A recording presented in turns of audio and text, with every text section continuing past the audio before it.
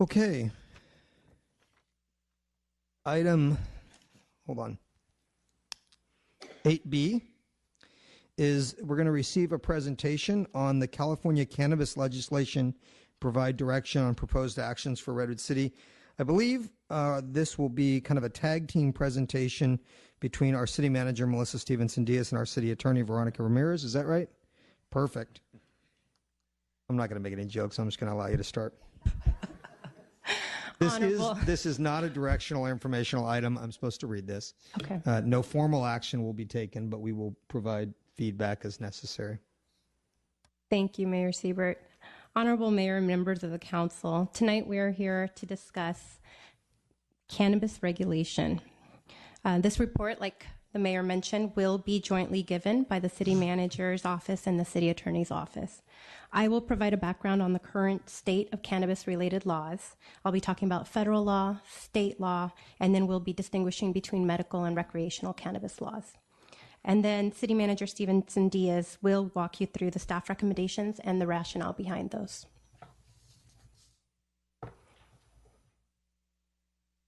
All of this with the ultimate goal of receiving direction on the prohibition or regulation of personal and commercial cannabis regulation. Now, before we discuss California's changing legal framework, it's important to understand federal laws on cannabis. Cannabis is a Schedule I drug under the Federal Controlled Substance Act, meaning that cannabis activities allowed under state law are still prohibited by federal law. Now, in recent years, federal government had taken a hands-off approach on enforcement.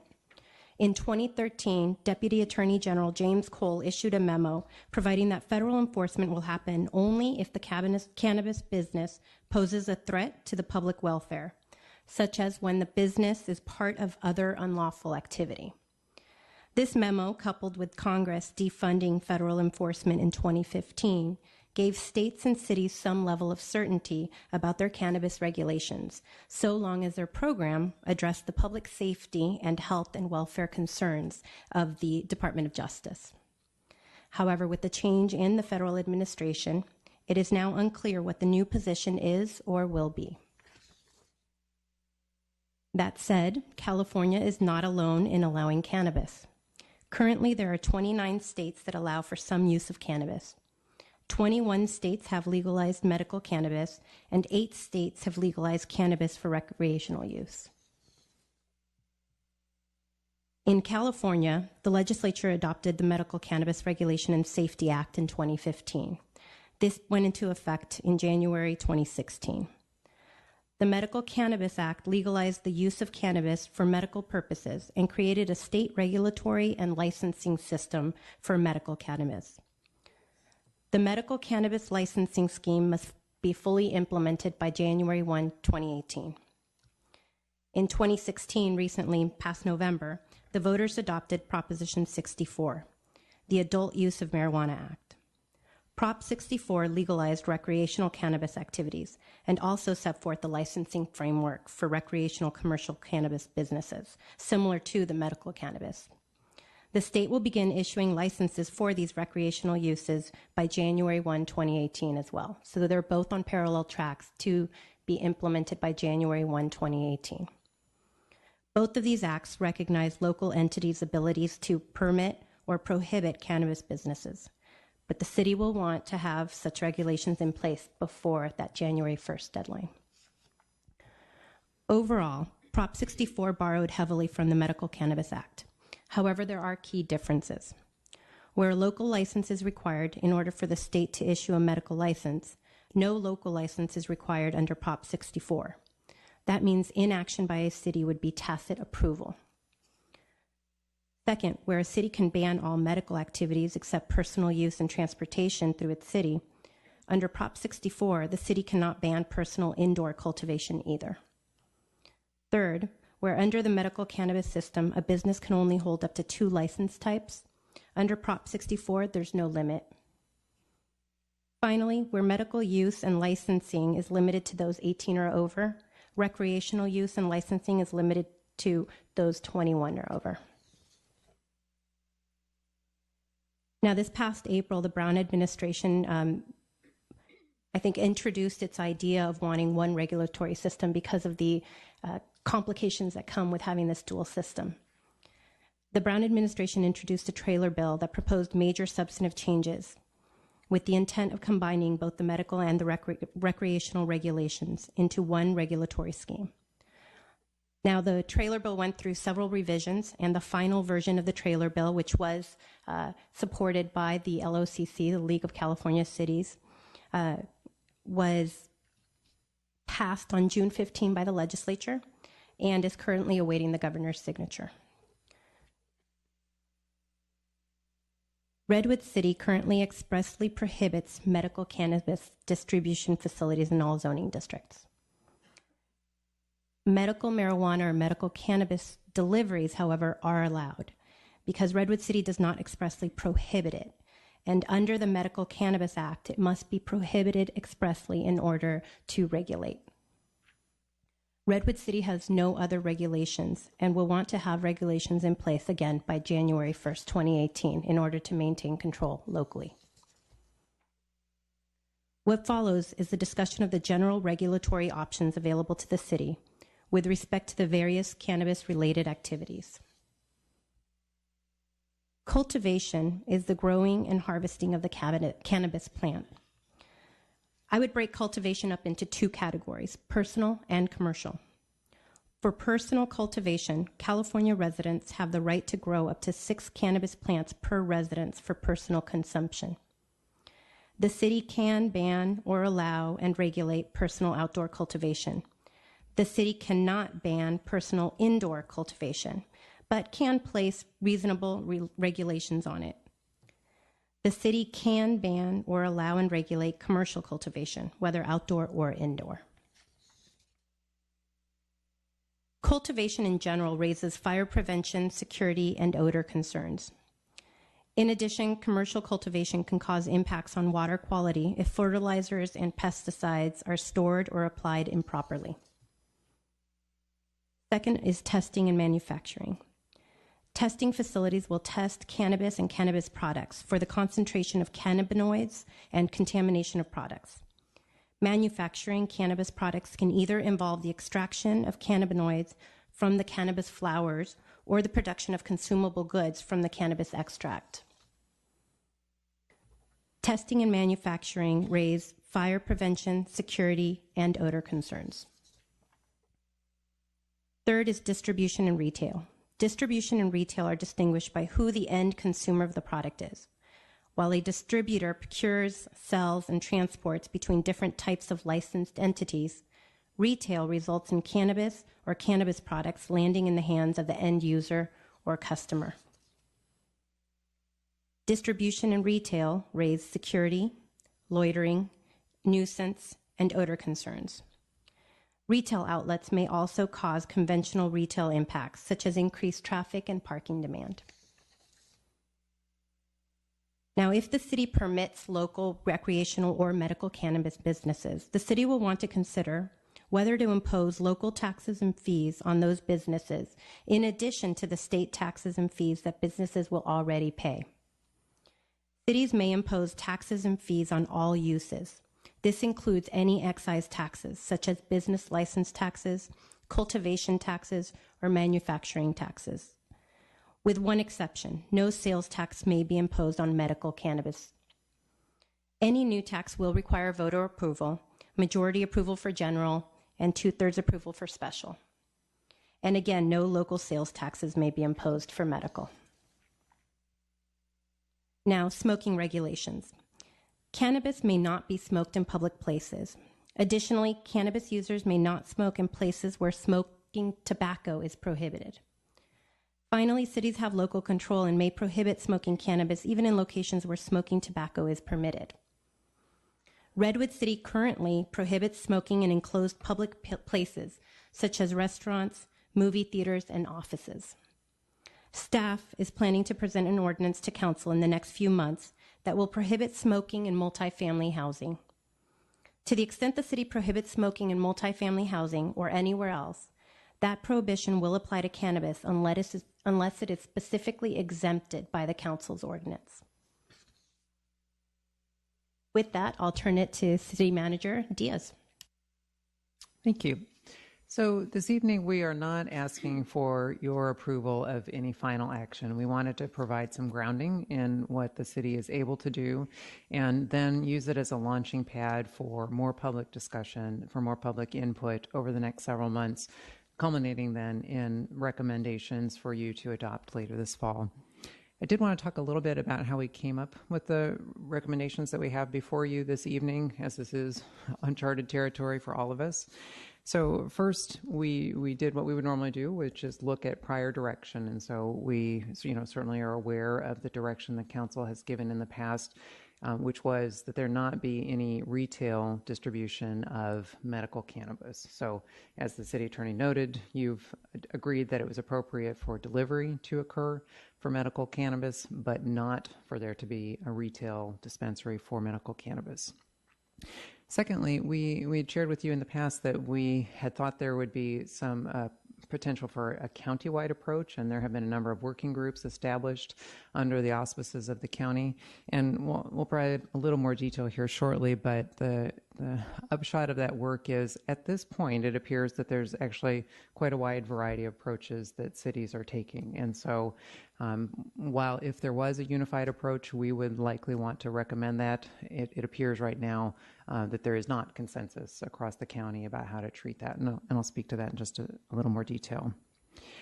Today, we've actually heard almost nothing from the public about this other than the vote and the proportion of voters here that supported it. So we do think it's important to put this out for more information from the public, both the business and residential communities. We are mindful always, and I appreciated the comments tonight about staff time and judicious use of staff time. So one of the concerns that have shaped the rationale for our discussion tonight is really to try to assess, should we spend a whole lot of time and energy on something which may or may not even come to pass? So for example, it seems perhaps unlikely that we're going to be a great location for cultivation of commercial cannabis on a big scale. So that being the case, you'll see we're not recommending that we regulate that and that we spend a lot of staff time developing regulation inspection protocols, because it doesn't seem that that's a good land use here.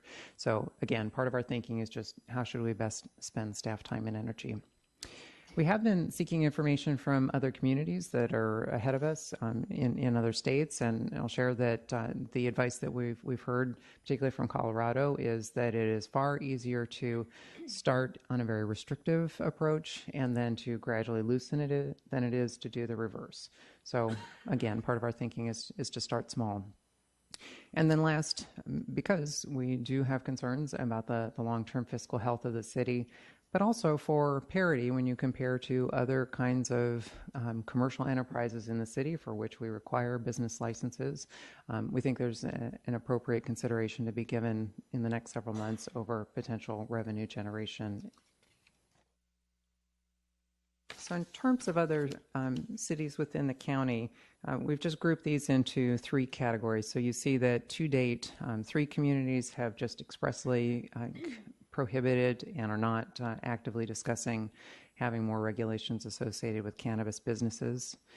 5 have an interim ban, and then the remaining, I believe 8 or 9, are studying some level of potential authorization for cannabis-related activity. So for example, it's our understanding that Half Moon Bay, with their agricultural base, is considering whether commercial cultivation would be appropriate and under what circumstances. Pacific, I believe, at this time is the only community that we're aware of that's actively discussing retail storefronts. So not delivery, but actual physical locations where people could buy recreational cannabis. And South San Francisco in the recent past has been studying whether the extraction process would be appropriate there. I'm sure they have a large industrial base, and they have some also relationship with food product production. So perhaps that will be something that they would consider. So what we're seeing is, again, not a countywide approach, but really something that's customized to the particular circumstances in those community and really their particular economies that's turning out. So with that, the staff recommendations for initial consideration this evening and then for further outreach are as follows. So first would be that personal cultivation would remain limited as it is under state law at 6 plants. So we are recommending that the council not start with something greater than state law allows. Additionally, we would like to spend a little more time assessing whether or not we're comfortable with whether or not existing fire and building codes would be sufficient in circumstances where people might be growing indoors. And so we might want to come back to you with some recommendations for additional restrictions or regulations if there is indoor growing going on. Additionally, in terms of outdoor production, if that's something that the City Council was willing to consider for an individual property owner, at a minimum, we'd suggest that the regulation prohibit the plants from being visible outside the property. That would help address the concern that has been identified in other communities around security for what is a valuable crop. Additionally, the lower number of plants that would be allowed is intended to help address odor concerns, although we should point out it may not completely eliminate those. On the recreational cannabis side, we would recommend at this stage, until we have any other information that would be helpful, that the council would consider banning commercial cultivation, manufacturing, testing, retail, and distribution, and also consider a regulated recreational delivery. Some of the kinds of regulations that could be appropriate for delivery that we do not currently have in place, even for the medical cannabis delivery right now, could be for us to know which companies are delivering in Redwood City. Currently, we have nothing in place to tell us or no ability to restrict which companies come into Redwood City, how often, how much product they have, whether it's sealed or loose, so whether there's cash involved or it's an all-charge business. We currently have no way to regulate that with medical cannabis. If council were to allow delivery of recreational cannabis, we would suggest that we really should be having more regulations that would address some of those kinds of concerns. And then on the medical cannabis side, assuming that you wish to continue allowing medical delivery, again, we think that it'd be appropriate to have similar kinds of restrictions as could be applied to recreational delivery to, again, address the concerns that can exist around security and making sure that we actually know who's doing business in our community. All of these potentially would be revisited in 2019, so these would get us through 2018 so that we had some experience with this fairly limited approach. However, you could certainly have a longer time frame or revisit that at any point if you chose. In terms of taxes and fees, we think it's appropriate to consider applying our business license fee to all cannabis businesses, whether it's medical or not. We certainly require business licenses for BevMo. We consider them for, any kind of drugstore that exists. So it seems very appropriate and not cost prohibitive to require that.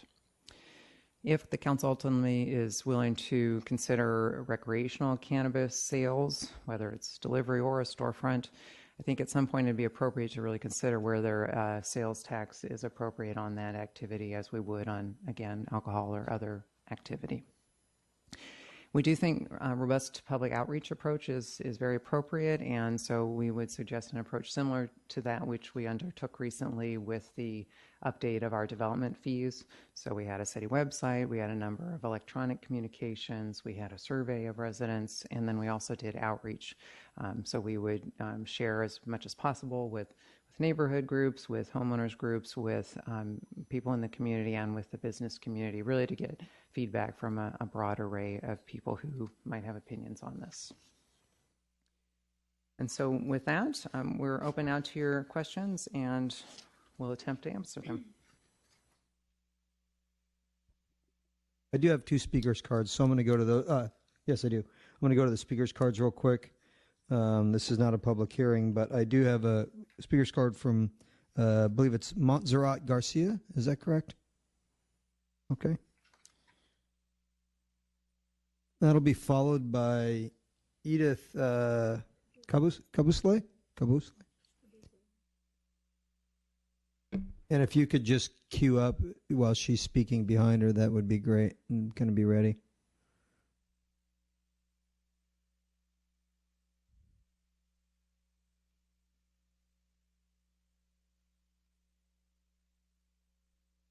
Go ahead. Good evening, City Council. My name is Montserrat Garcia. One of the co-chairs for the Tobacco Education Coalition and also a program manager with Youth Leadership Institute, or YLI. YLI works with youth throughout San Mateo County on a variety of issues, and we see that smoke-free environments and smoke-free multi-unit housing is an important issue today. As part of the San Mateo County Tobacco Education Coalition, we're committed to uplifting the voices of tenants and young people who are mostly affected by secondhand smoke outcomes. It's important to talk about the connections between this marijuana conversation and the tobacco conversation because of the secondhand smoke exposure that is tied. And also a law that prohibits tobacco smoking in certain places would also prohibit marijuana smoke. So young people conducted a survey last year, public opinion survey here in Redwood City, and here are some of the findings. So more than half of the survey population support making an entire building non-smoking. 93% of survey respondents agreed that breathing secondhand smoke is harmful. 65% of survey respondents experienced some degree of smoke from neighboring units, and 53% live with a chronic disease or illness, which is also an outcome of having secondhand smoke in shared spaces. So young people throughout San Mateo County have been advocates in support of a smoke-free multi-unit housing, including in South San Francisco, Brisbane, San Bruno, Burlingame, and now here in Redwood City. So as young people grow up sharing space and air, it's important to have a smoke-free multi-unit housing policy as referenced as one of the recommendations in the staff report in page 7. That also includes both cannabis and e-cigarettes as well. Thank you for your time. Thank you. Edith Kabusle, followed by Rovi Antonio.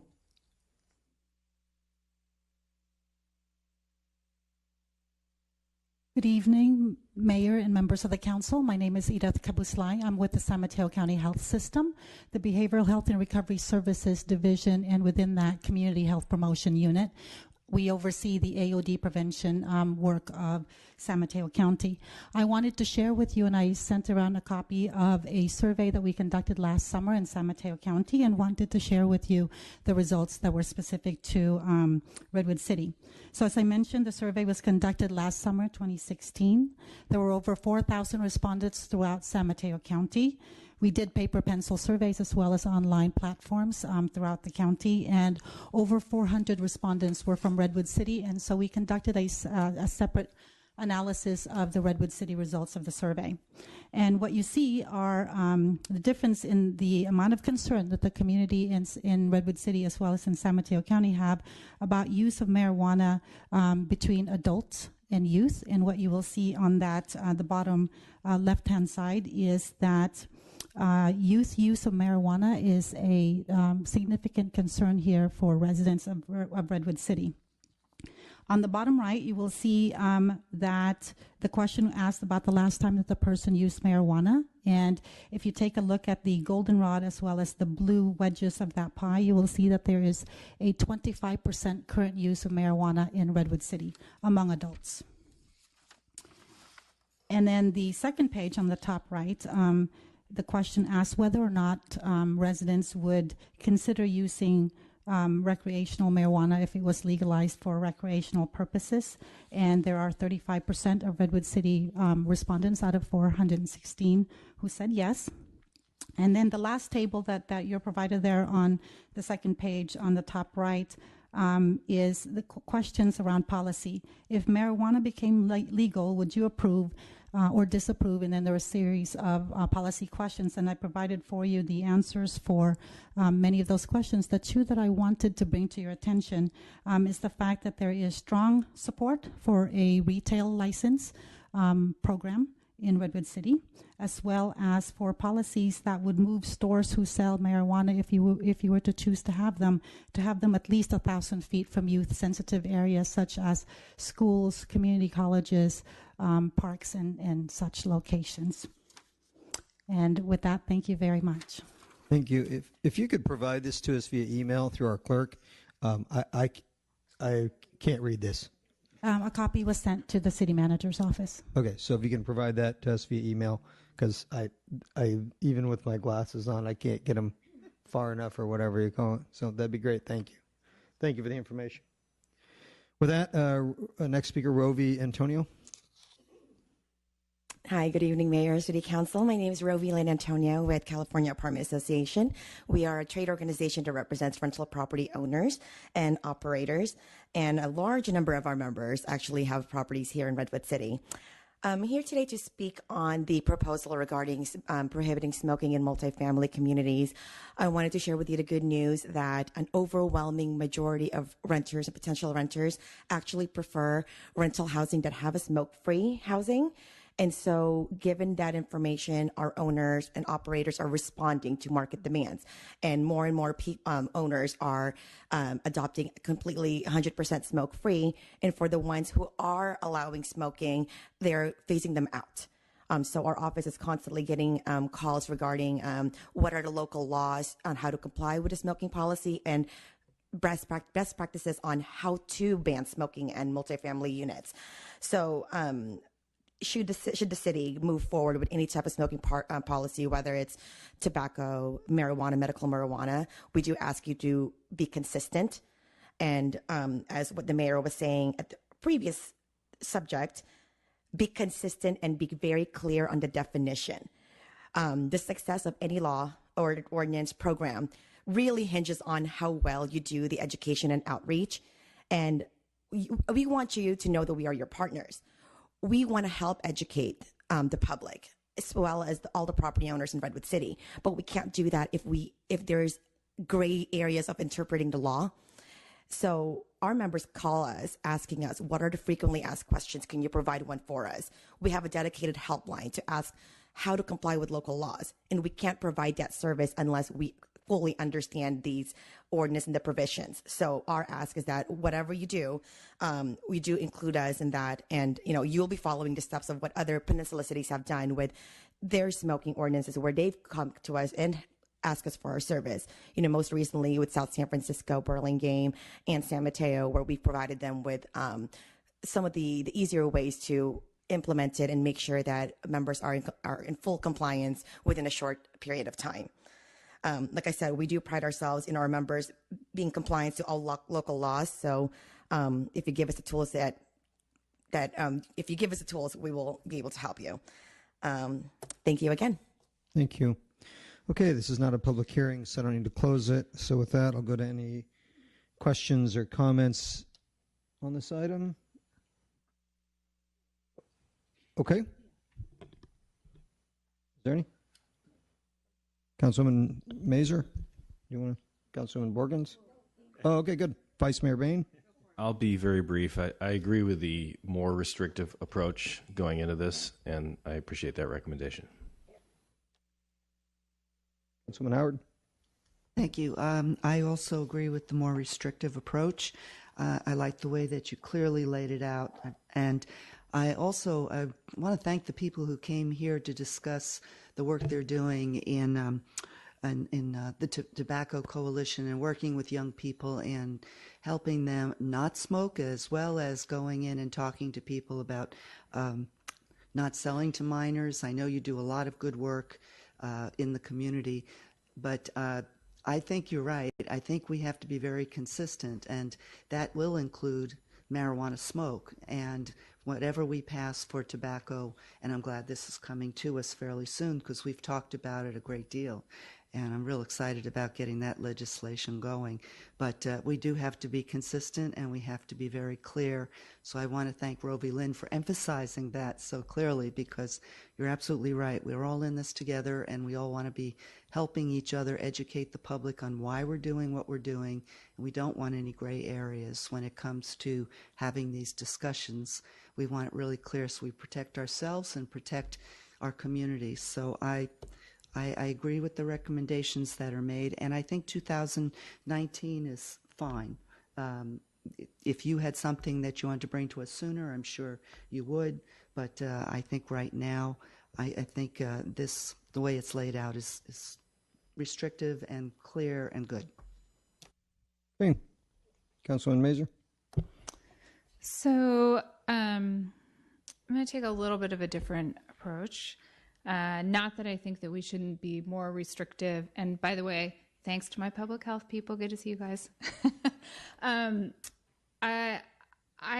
guess, if I think about the delivery versus retail location as an issue, I guess I'm really not clear how we're going to regulate delivery in any way that is realistic. I mean, we can tell businesses, I don't know, maybe I just don't know. There's a way, how are we going to know if a car is coming into the city delivering marijuana to somebody's house? I feel like we have a much better opportunity to regulate if we had a retail storefront. I don't know where we have a good location for one, so I'm not saying it's the right thing to do at the moment. I completely agree with the recommendation to have them a specific distance from schools or any location serving kids, including after-school programs, et cetera, parks. But I don't know how we're going to regulate delivery. So maybe you can share with me how we would. Well, we have certainly not exhaustively looked at this. So that's a part of what we would need to do over the next several months. One concept that I think some communities are considering is if you're willing to allow one warehouse from which all deliveries serving this community would have to come and limit the number of companies working out of that, then potentially you could have constraints on what would be delivered and how that would all be operated. We're not at all prepared to recommend that this evening, but that is an approach that avoids what I think we have some concerns about regarding any kind of retail storefront. So what specifically is different about a retail storefront than delivery? Well, I think the possibility of people congregating is different. I think the concerns around our ability to have a retail storefront that would be avoiding the use of cash could be different. I think size issues could matter in terms of the size of a retail storefront versus what would be needed to support a delivery service. Again, we've not looked at it exhaustively, and importantly, I think we are not hearing from business saying we want a retail storefront here, but we do know deliveries are happening here now. Mm-hmm. So that seems perhaps the place to really focus. Yeah, I mean, I think you provided us with an extensive list of delivery services that say they deliver to Redwood City. So how much they're delivering, we don't know, right? Because we haven't talked to them, I assume. Correct. So can I just ask, Edith, on your slide, does it say 77% would approve of retail? I won't spend a lot of time. I just want to know if that's what this particular slide says, if I'm reading it correctly. It's not. Sorry. Looks on. For that specific question, if you were to allow retail businesses, there would be 77% of the people who responded to the survey who would support you licensing those retailers. As opposed to being unlicensed. Correct. Okay, so thank you. Okay. That's great. Thank you. I just wanted to clarify that. So for me, if I look at these recommendations, I absolutely think we should look at business license fees, considering local sales tax. I agree. If we're going to have it in the community, I want it to be a revenue generation. I would like to see some revenue come from it. And I agree that we would want to align whatever we do with recreational and medical to the extent possible. And I think it makes sense to look at zoning, et cetera, to understand the impacts of lights and all the kinds of things that have to go along with personal cultivation. Again, I think this is part of what you're saying is you don't even know really like what to the extent we would be able to really enforce some of that, given the 6 plant rule might not be, the cost benefit of that might not be worth the time. I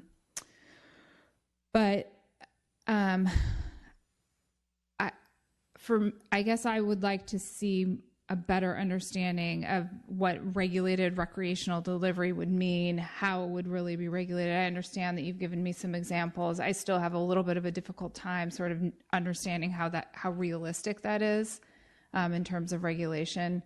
And I do think if we were appreciating that nobody said that they want to have a retail business in Redwood City, but if they did, I do think we have a lot of tools at our disposal around zoning that where we locate it, what the size is, those kinds of things that we might be concerned about. We can control them to a greater degree, in my opinion, but through some zoning regulations of that kind of a business. So I may be the only one who wants to know more about that, but those are sort of my comments for the moment. Councilmember G. Thank you, Mayor Siebert. This is it's going to get complicated. There's no question about it. And I have had the fortunate opportunity to serve on the League of California Cities Public Safety Committee for the past 3 years. And as Deputy Chief Kirby knows, it's been on the agenda not only at the League of Cities, but at the Police Chiefs Association, trying to figure out what to do. And if there's any lessons learned from Colorado and Washington, and I'm not sure I would use the phrase you used, Ms. Diaz, and start small, but the theme that we heard from Washington and Colorado, number one, make sure your rules are in place first. And number two, you can always ease back on the rules, but it's really hard to tighten them up after lessons learned. And so I believe that was the intent of that bullet point, is to be restrictive in the beginning because they can always back off as lessons learned. But the imploring message was get the rules in place before it starts, because you'll never catch up. And those two states struggled to catch up with the industry that just took off when the voters said we wanted to make it available to our residents. With the council direction or recommendations from staff, indoor cultivation, I know we have to allow up to 6 plants, but I think we also need to make sure that we're thoughtful about our city's resources. We have our deputy chief, police chief here, our fire chief, as well as enforcement on the building code side needs to be ready. A good friend of mine leased a townhome in Hayward, and unfortunately he wasn't paying attention until the tenant left. It was a 3-story townhome that was completely trashed because they were growing cannabis on all 3 levels. He spent thousands of dollars putting everything back together. And I don't think any of us knows what's going to happen after January, whether it's going to be 6, and maybe it grows to 8 and maybe 10 because it's self-regulating. And maybe I can't count to 6, so I'll just put a whole bunch in and see what happens.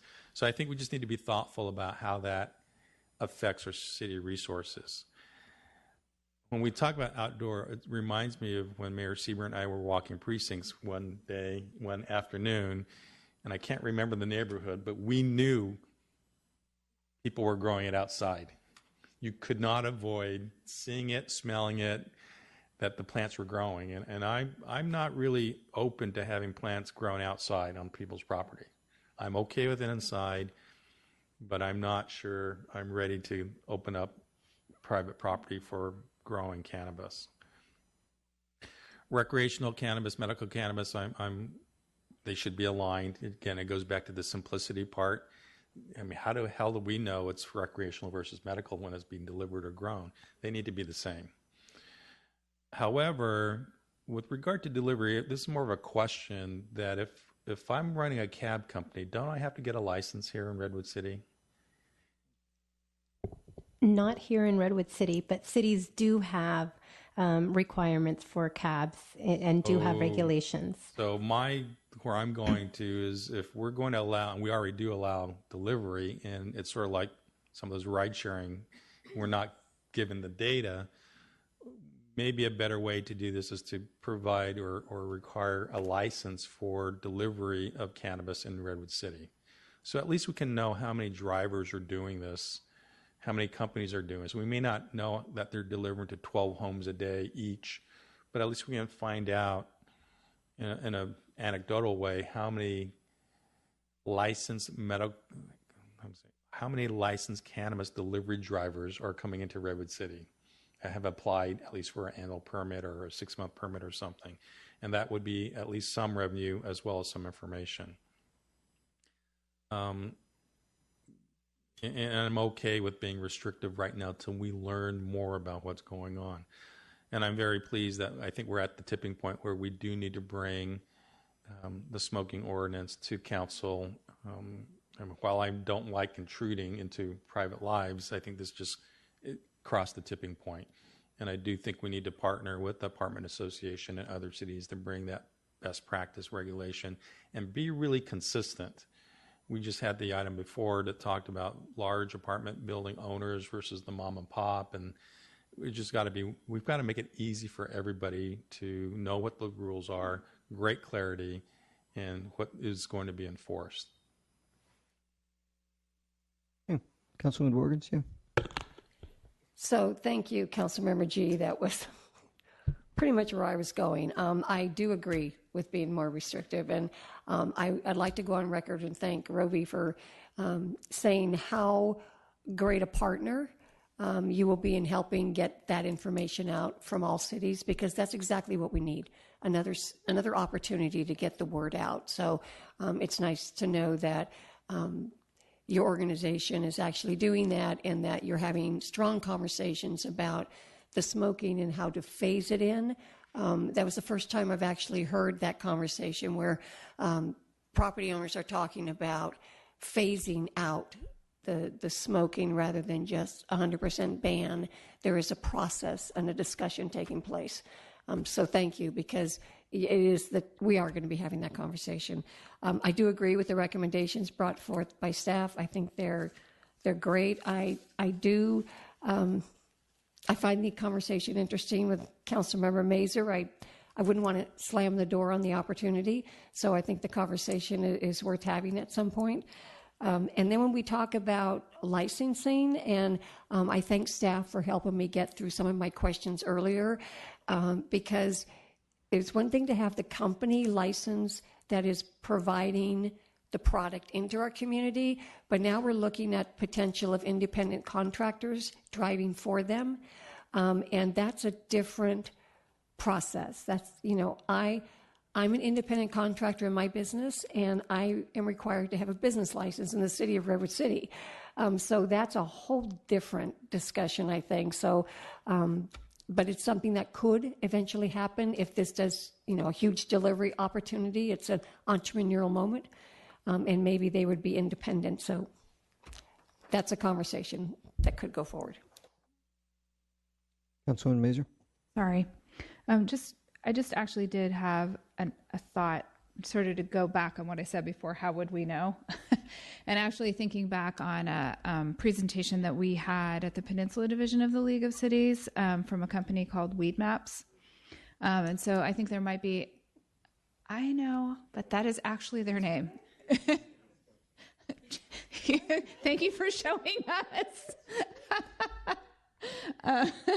Anyway, I just think perhaps there's some opportunity to partner with them, So to my question of how do we know who's delivering here? We can guess based on what they have on their website and what they say, but Weed Maps actually tracks it.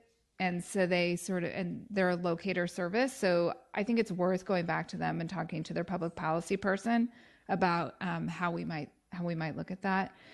And I realized that there's one piece that you had up that's not on this slide, but you had up there around community input.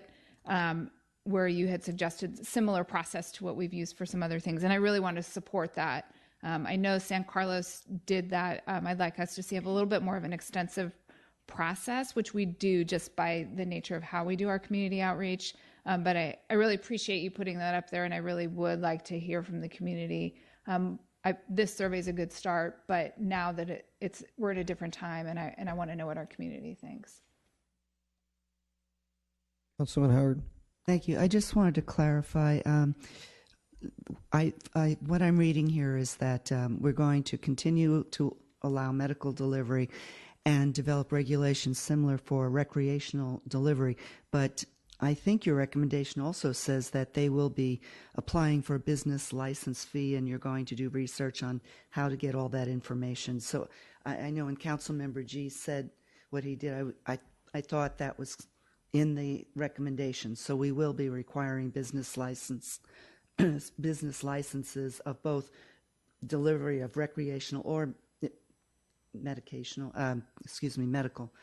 Either one, it wouldn't matter. They'd be treated the same as far as a business license. That's correct. And it's also correct that the mechanism of tracking either one of them is something we still have to figure out. Exactly. And I agree that we should start very carefully and make our rules very clear. And so that's why I would say let's start with delivery and not go those extra steps into talking about storefronts and things like that. I think that's way ahead of what we're ready to handle. Quite frankly, I want us to start real small and be able to handle what we're doing. But business license fees and certainly looking into what kind of sales tax can be charged, I think, is very reasonable. As far as outdoor plantings, I guess it would be interesting to see what other cities are doing about that, who have smaller plots of land as we do in Redwood City, because houses being so close together, the smell is a problem. That is going to be an enforcement problem. We'll be getting calls on that. So we should see if other communities around us are thinking about that or planning to do similar, where they have either restriction of doing it or not doing any outdoor planting at all. Okay. Make a couple comments. It's been said many times, but we all the time. I mean, we don't deal with just about any fee in the city without looking at how we compare to other cities. And I think this is a time where we ultimately really need to learn from others. I would rather not be the example of mistakes made. To that point, I think a couple of things. I think where this goes for me initially is to make sure that we don't run down a road that ultimately has the rights of someone because of this causing detriment to the rights of others. And there's a couple areas where I think I would pull back on this initially, because we can always add it later. One is outdoor. It is. I just think it brings up property value issues. The access, depending upon the yard, it's very easy to access. If you live in my neighborhood, you just walk into my yard. The access to that, I just think that needs to pull back until we really understand what we mean by outdoor. The other thing that I look at, and just glancing out at Chief Maupin, it's got to be a huge percentage of residential fires are electrically related. I don't know what percentage, but I got to believe it's very high. We don't burn a lot of wood in this community and those kinds of things. That's a huge concern to me, and I think we're going forward with this with 6 plants is okay at this point. I think we've really got to figure out a way, and not that we wouldn't, because we're very good about this in this city with the department heads, but work very, very closely with on that one, especially with fire and certainly with the police department, about how do we deal with that. Because let me tell you something, the other thing we know is a fire gets going in a house, and the next thing it's the neighborhood's problem, and the next thing it's the next door neighbor's problem, where the fire spread. And quite frankly, I don't want to send any of our men and women of our fire department into a burning building because someone overloaded electrical circuits to grow cannabis. We have enough of those situations as it is. Electrical problems, I don't think people realize the way that can happen very, very quickly with something as simple as an overloaded extension cord of the wrong gauge or something like that. It happens in an instant, and it can cause death not only to the people living there, but to people to people coming into that. I would look at that. I would be much more comfortable with that. I know we don't have it, and no one send me nasty grams about this. We don't have we don't have a residential sprinkler ordinance in this city. And I'd be much more comfortable if we did with this, but we don't. And so I just think it's something where we've got to, I will beat that one. That's as far as I'm going to beat it, but I think it's a very major concern. The second thing for me is this issue of revenue. We have seen including tonight, and we've seen in a significant meeting we had earlier, that we rarely recover our cost in our fees. I mean, it just, we don't, and I get that. We're a city, and we do that. I want to be very careful when we're talking about this revenue, that as we begin to tax things that we're allowing, that we are covering that, because I'm afraid we start talking about, oh, we can get all this tax revenue. That's great, but what is it actually costing the city? Because I don't think this is a situation where I can honestly sit before others and say, yeah, it's okay. It's only costing us a couple $100,000 to allow this because the fees are not covering that. So I think we've got to do a really good job in this case with cost recovery. So look forward to something coming back. To start small, we can sit back and learn from others. There will be plenty to learn from people around us, and I appreciate that approach. So, yes. So maybe I could just clarify, because I think I heard at least 3, but maybe 4 of you say you're not particularly interested in outdoor personal cultivation. And if that's the case, we don't need to even spend time writing it. Okay. Okay, good. Perfect. I think you got, okay. All right, with that, this will be coming back. And appreciate the comments made. I am going to repeat them about the multi-unit housing. Definitely something we're committed to. We'll get working on it, and we'll do that and work with the Tri-County Apartment Association on that, because I know they've got some good examples of that. So with that, we're moving on to item 8C. I see Ms. Lockhart coming forward. I know it's probably